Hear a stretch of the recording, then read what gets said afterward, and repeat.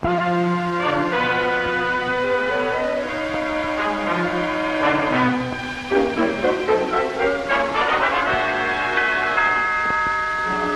and Mrs. North, starring Barbara Britton and Richard Denning.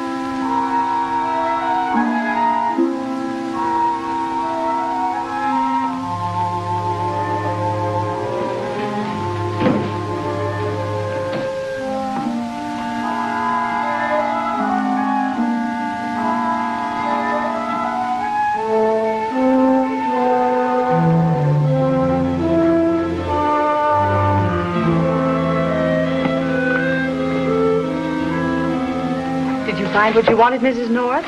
Yes, thank you, Miss Todd. Oh, do you have a frame for weaving? Oh, good heavens, no.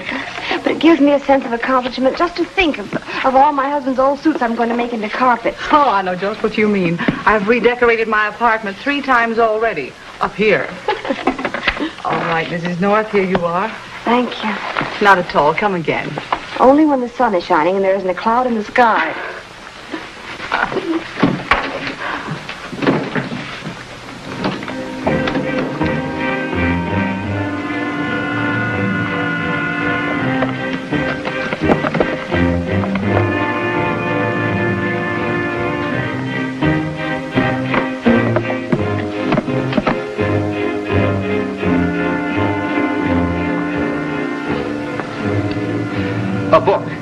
A book was taken out of here. What kind of a book, and what was it about? About so big. It was...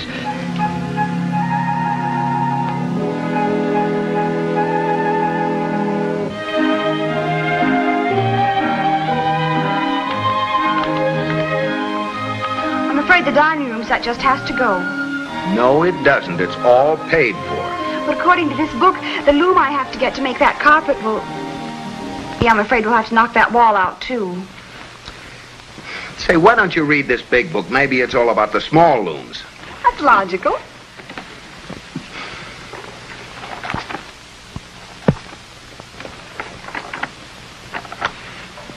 You're right.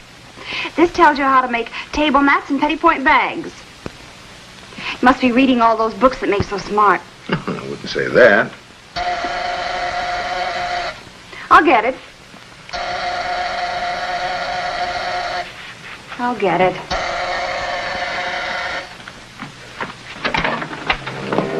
The book. That's the one. This book? Why, I must have it. Well, now, see here. I just took it out from the library. No, but come back here. There's my book. What's the matter? Oh, he's gone. like that? Why would a young man like that be interested in weaving? Oh, he probably wanted the book for an old aunt or something. Ants don't weave. You're thinking of spiders. Where'd this come from? Maybe this is what he was looking for. Can you make out that name that's scratched out? Potter, I think it is. Potter Industrial Research Laboratory.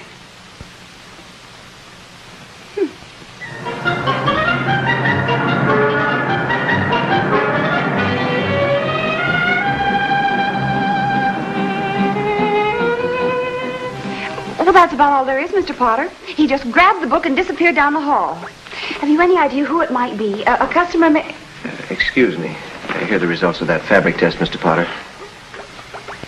Oh, it was one of my assistants, Ernest Boudreau, Mr. and Mrs. North. How do you do?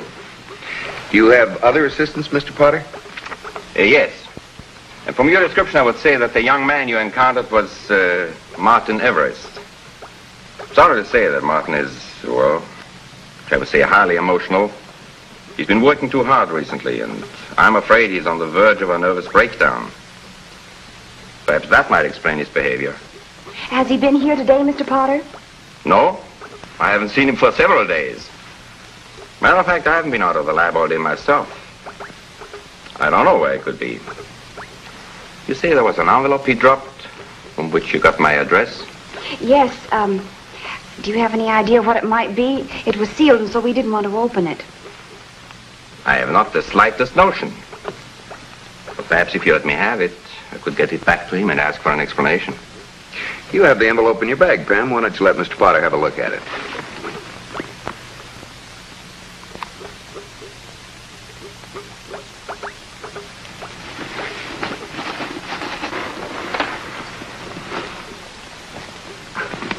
How silly of me. I forgot it, and I left it home. I'll have to mail it to you, Mr. Potter. And if you do locate Mr. Everest, would you please ask him to return the book? After all, it is charged to me, and I don't particularly feel like paying for it. Oh, that's my wife, Mrs. Potter.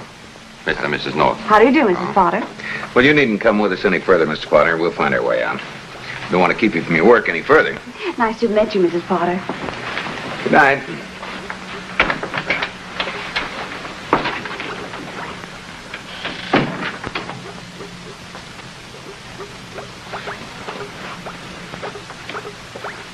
Okay, Pam.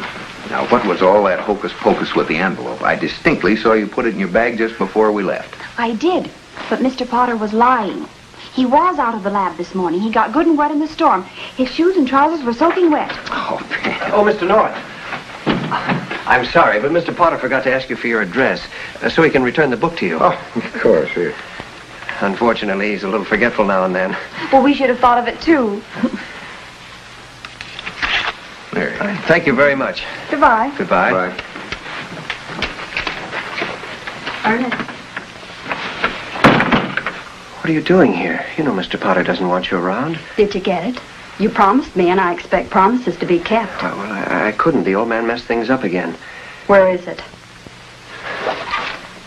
It's right at that address. No, I can't give it to you. I have to give it to Mr. Potter. Oh, Mr. Potter means more to you than I did.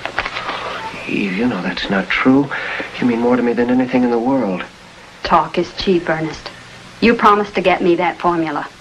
Well, I will, but you just got to give me time. All right. But until I do, don't try to see me and don't bother to call me. Eve, you wouldn't do this to me. I wouldn't.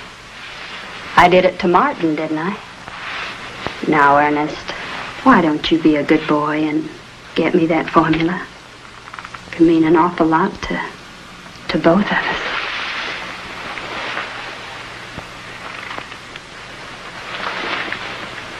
Remember, I can be awfully impatient.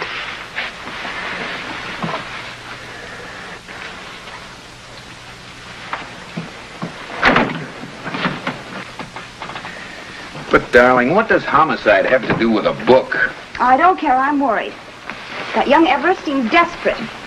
And old Mr. Potter is covering up something. I want to call Bill Wigan. Oh, please, Pam, let's just mind our own business, huh? Just for a change. Well, all right, but still, Good heavens! What happened? Burglars. My lamp. Jerry, that's the young man who stole my book. Must be Martin Everest. Very neatly strangled. Now may I call Bill Wigan?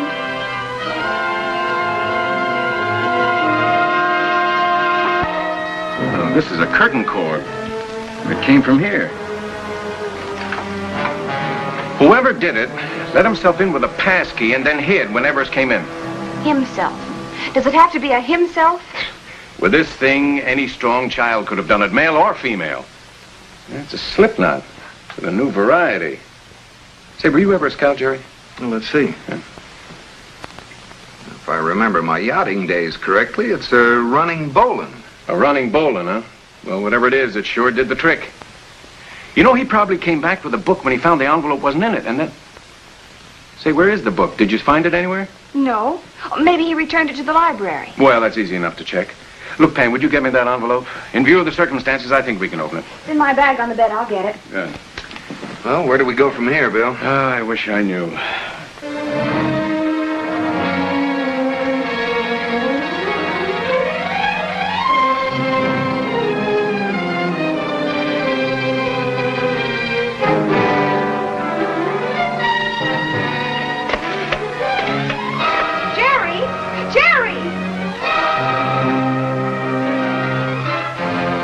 It's gone. The envelope is gone. Well, how could it be? You had it when you came in. I put my bag on the bed, and I haven't been back there since. But when I went there just now, the bag was open and the envelope was gone. How do you like that? It looks like our visitor was here all the time. While we were sitting up with the body, he got what he was after, then let himself out the back door so he wouldn't disturb us. Very considerate. As soon as the medical examiner gets here, I think we ought to go down and have a talk with Mr. Potter at the laboratory. But I tell you, I hadn't seen Martin for several days. I wish I had, because he was in the middle of some important work for one of my customers. Oh, it's terrible. Just terrible. He was a very talented young scientist, Lieutenant. Does he have a desk here? That working table over there is his. Whatever personal belongings he had must be in the drawers. Everest must have been killed just before Mr. and Mrs. North returned to their apartment. Now, were you here in the lab all day? No. I was out all of the afternoon. You mind telling me where you were? Not at all. I went out to search for Martin. As I told you, he was doing some important work for me. So we all went out looking for him. My wife, Ernest, as well as I. Mr. Potter, what about the envelope? Any idea what's in it?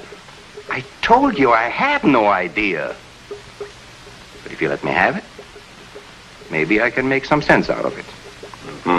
Maybe I will. Bill, I know it's being a bit fussy, but I'd really like to make sure who was killed in our apartment. Pam, what are you getting at? Well, we aren't absolutely certain that it was Martin Everest. We're only going on our description, which happens to tally roughly with Mr. Potter's missing assistant. Mr. Potter, how about your coming along to identify Ernest? Oh, well, if I'd be willing to take on that chore for Mr. Potter. After all, Martin and I work together, too. All right, let's go. Just keep yourself available, Mr. Potter. This is no time to decide to take a vacation.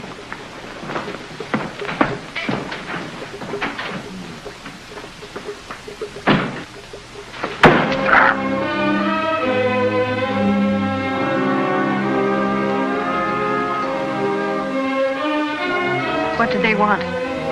What did they come back here for? What have you done now? Silence!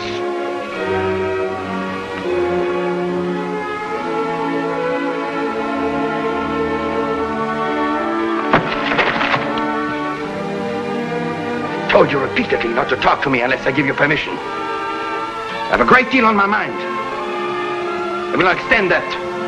You're not to talk to anyone without my permission. Is that clear? Is that clear?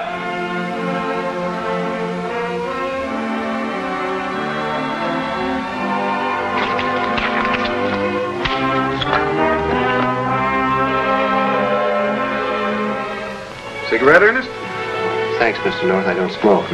After that ordeal at the morgue, Ernest, you deserve a cup of coffee. I could really use it, Mrs. North. Thank you. It's chilly in here, Jerry. Would you mind pulling the drapes? Oh, don't bother. It's all right. I'll do it. Thanks.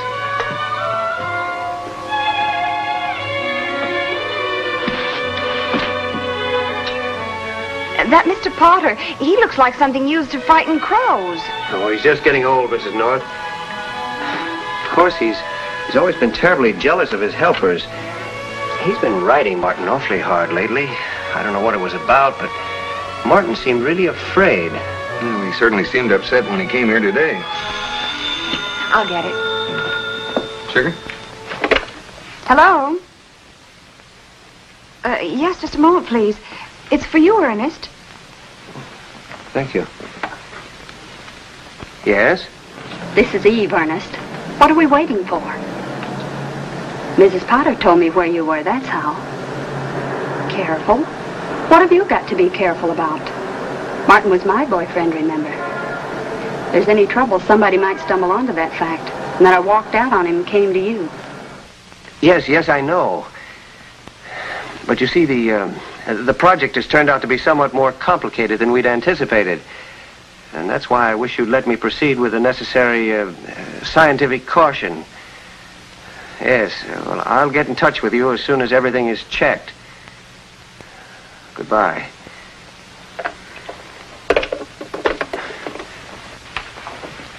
Some of our customers expect miracles overnight. Ernest, Jerry and I were wondering if there could be anything personal of Martin's at the lab that could tell us something. Well, I do have a key to the lab, Mrs. North, and Mr. Potter's not there now. Of course, it's not really... But Martin worked alongside me. He was a friend of mine. If you think it's important, why, I'd be glad to let you in. Well, it is important, Ernest. Get your coat, Pam. Before we go, I have to leave a note for the cleaners. Yeah, would you like to finish your coffee? No, thank you. We'll get a taxi downstairs. Right. Here, Pam. Thank you. I'll leave the note here on the door. All set, Ernest? Right.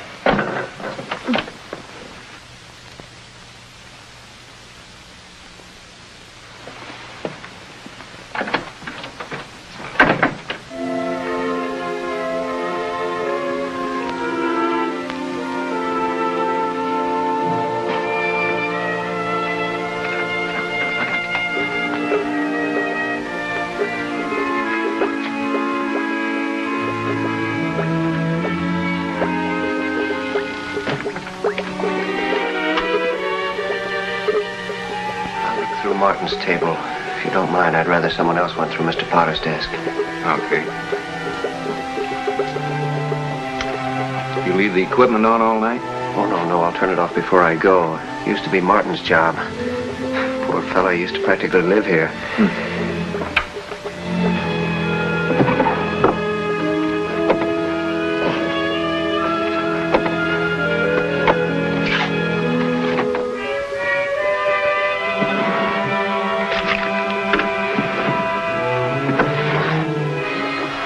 Look what I found. It's the book the envelope was in.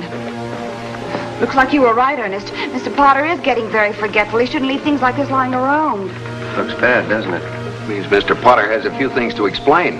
This book is one of them. Quick, put out the lights.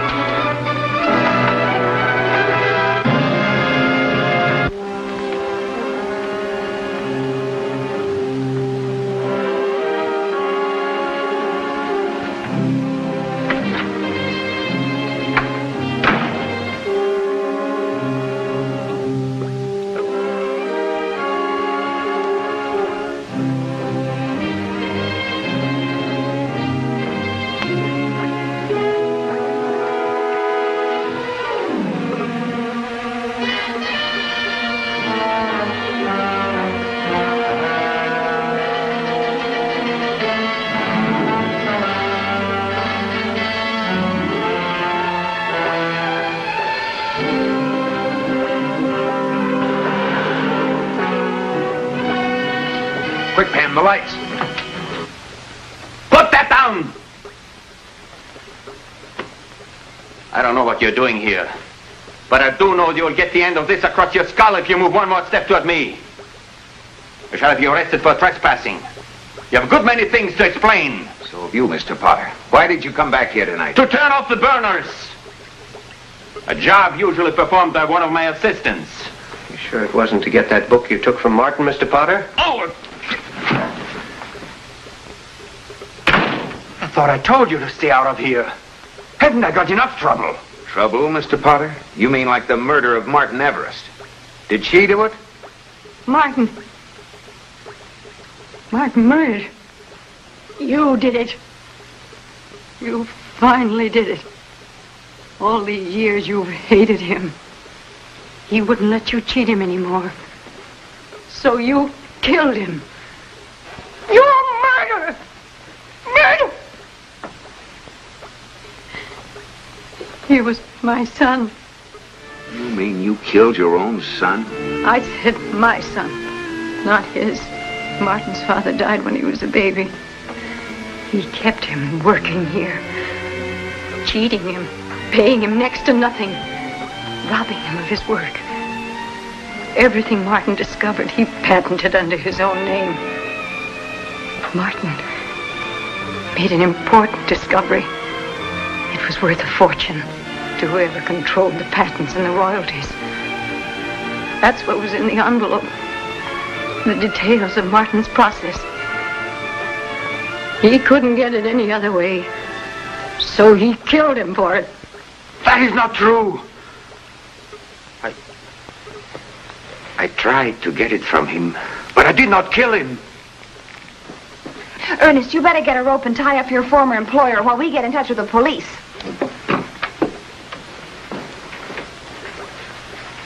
Sorry, Mr. Potter. I didn't do it. Something must be wrong. You've got to believe me. That's a very interesting knot, Ernest. A running bowline, isn't it? Jerry taught me that after we saw it around the neck of your colleague, the late Martin Everest. You better call Bill Wagon, Jerry. All right, get back from that door. Come on. I'm warning you. This is nitric acid. I don't have to tell you what it'll do to you.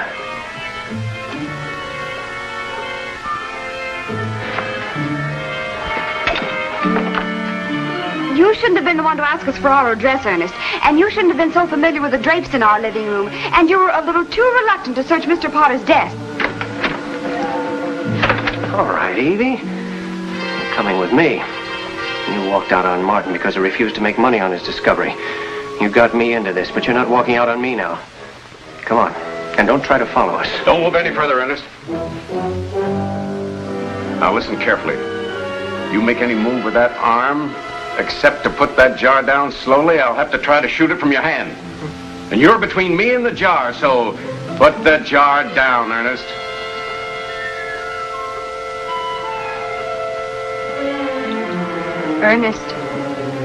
Ernest, look at me. I'm not afraid. I have no reason to go on living. But don't cause any more trouble than you've caused already. Let me have that.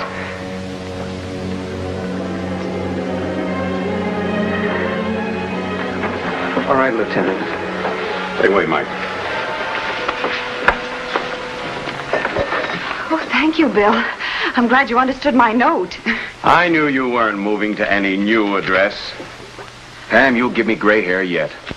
Well, I'm sure that Mr. Potter can develop a good dye for you.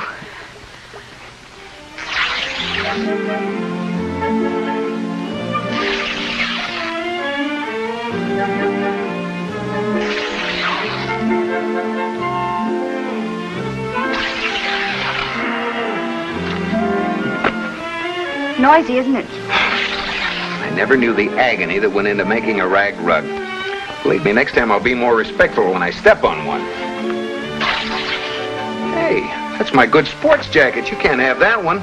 It's still perfectly good. I can use it for fishing or something. Now, darling, you've been saying that for 5 years. Never mind. It's still a perfectly good Jerry, I'm going to love this carpet. It's going to have so much of you in it.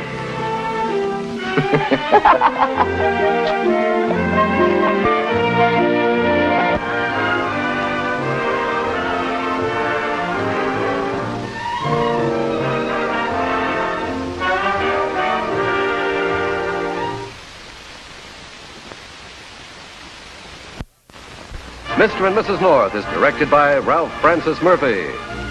A John W. Loveton production. Produced by Federal Telefilms.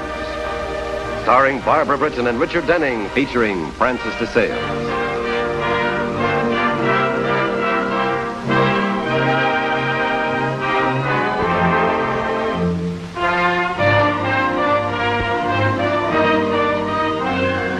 This has been a film presentation.